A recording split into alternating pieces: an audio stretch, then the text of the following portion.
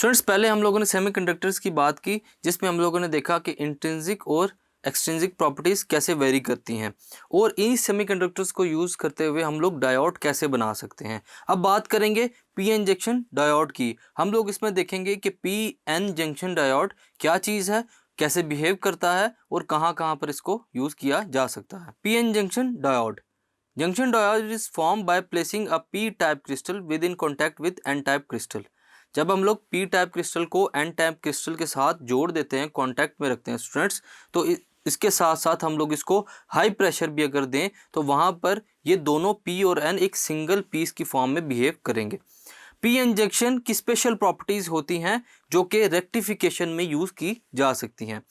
जो जंक्शन बनता है स्टूडेंट्स हमारे पास, वहाँ से जो इलेक्ट्रॉन है एन टाइप से वो फिल करते हैं वैकेंसीज को पी टाइप के रीजन के अंदर। इसकी वजह से क्या होता है, नेगेटिव और पॉजिटिव आयंस जो है वो आप लोग देख सकते हैं जो पी और एन जंक्शन है उनके दरमियान में बन जाते हैं।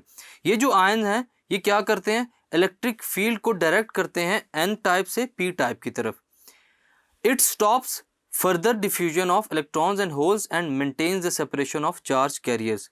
इसकी वजह से क्या होता है, जो जंक्शन बीच में बन रहा है स्टूडेंट्स आयंस की वजह से, इसकी वजह से जो सेपरेशन है स्टूडेंट्स चार्ज कैरियर की, वो डिफ्यूजन को बंद कर देती है, रोक देती है। और जो जंक्शन रीजन है वो फ्री हो जाता है मोबाइल चार्जेस से, यानी कि वहाँ पर जो चार्जेस है वो एक जगह से दूसरी जगह मूव करना बंद कर देते हैं जैसे ही वहाँ पर जंक्शन क्रिएट होता है। और इस जंक्शन को हम लोग क्या नाम देते हैं स्टूडेंट्स, डिप्लेशन रीजन या डिप्लेशन लेयर का।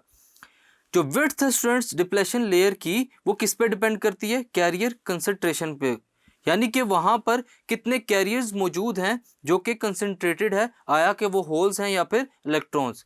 यहाँ पर इस वजह से क्या होता है, एक पोटेंशियल वॉल और पोटेंशियल बैरियर बन जाता है स्टूडेंट्स, जो कि स्टॉप कर देता है इलेक्ट्रॉन्स को या होल्स को मोबाइल होने से या मूवमेंट करने से।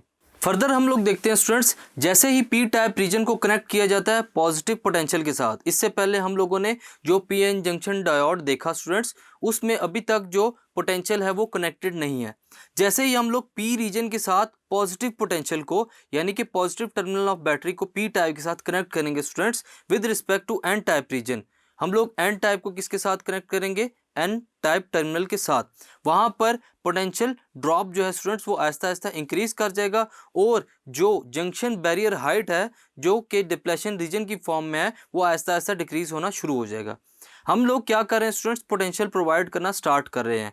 एक पॉइंट पर क्या होगा, जिस पॉइंट को हम लोग नी वोल्टेज कहते हैं, उस वोल्टेज के ऊपर क्या होगा, जो मेजॉरिटी चार्ज कैरियर्स हैं वो क्रॉस कर जाएंगे जंक्शन को और उस जंक्शन के अंदर से जो करंट है स्टूडेंट्स वो फ्लो होना स्टार्ट हो जाएगा।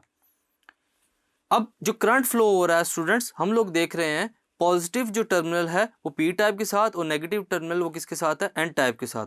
हम लोग यहाँ पर देखते हैं जो करंट फ्लो होगा स्टूडेंट्स वो होगा फॉरवर्ड करंट, और यहाँ पर हम लोग जंक्शन को क्या नाम देंगे, फॉरवर्ड बायस जंक्शन, और इस करंट को क्या नाम दिया हम लोगों ने, forward biased current. On the other hand, अगर हम लोग पी टाइप रीजन को हम लोग किसके साथ, एन टर्मिनल के साथ, और जो हमारे पास एन टाइप रीजन है उसको पी टर्मिनल के साथ कनेक्ट कर दें स्टूडेंट्स, तो क्या होगा, no majority charge carrier cross the junction. यहाँ पर रिवर्स करंट होने की वजह से स्टूडेंट्स क्या होगा, बिल्कुल भी जीरो करंट जो है वो क्रॉस नहीं करेगा। A small amount of current flows. अब हम लोग देखते हैं, अगर हम लोग बहुत ही ज़्यादा ऑब्जर्व करें इसको स्टूडेंट्स, तो रिवर्स बायस जंक्शन जब बनता है वहाँ पर जो करंट है वो बिल्कुल ही माइनर सी फॉर्म के अंदर फ्लो कर रहा होता है।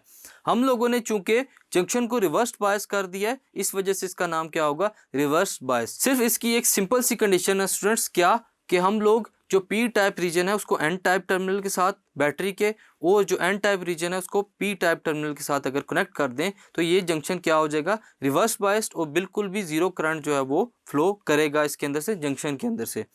लेकिन अगर हम लोग थोड़ा सा इसको माइक्रो लेवल पे ऑब्जर्व करें स्टूडेंट्स, तो रिवर्स बायस जंक्शन की वजह से क्या होता है, बिल्कुल ही माइक्रो एम्पेयर्स का जो करंट है वो फ्लो कर रहा होता है। सो स्टूडेंट्स, इस तरह हमारे पास जो पी एन जंक्शन है पी और एन टाइप को आपस में कांटेक्ट में लाने की वजह से क्रिएट होता है, और फॉरवर्ड और रिवर्स बायस्ड होने की वजह से स्टूडेंट्स इसके अंदर से करंट फ्लो या नहीं फ्लो करता। सो स्टूडेंट्स, ये है हमारे पास कैटेगरीज और प्रॉपर्टीज किसकी, पीएन जंक्शन डायोड की। स्टूडेंट्स, जैसा कि हम लोगों ने बात की पीएन जंक्शन डायोड की, अब हम लोग इसकी वोल्टेज और करंट की कैरेक्टरिस्टिक्स को पढ़ेंगे by using graph. Graphical method से देखते हुए स्टूडेंट्स हम लोग इजीली वीआई कैरेक्टरिस्टिक्स को स्टडी कर सकते हैं। The graph plotted against voltage and current to observe characteristics of PN junction diode, इधर द जंक्शन इज फॉरवर्ड और रिवर्स बायस। रिवर्स और फॉरवर्ड बायस दोनों कंडीशन में हम लोग इसकी करंट और वोल्टेज कैरेक्टरिस्टिक्स को देखते हैं। जो नी वोल्टेज होता है स्टूडेंट्स हमारे पास 0.3 वोल्ट होता है किसके लिए, जर्मेनियम के लिए, और 0.7 वोल्ट होता है किसके लिए, सिलिकॉन के लिए। अगर हम लोग वीआई कैरेक्टरिस्टिक्स की बात करें स्टूडेंट्स, हम लोग देखते हैं कि जो वोल्टेज करंट है वो इंक्रीज कर जाता है रैपिडली, बड़ी तेजी से बियॉन्ड द नी वोल्टेज, यानी कि नी वोल्टेज जो इसकी रेशो है उससे बियॉन्ड चला जाता है, जो कि फॉरवर्ड बायस कहलाता है।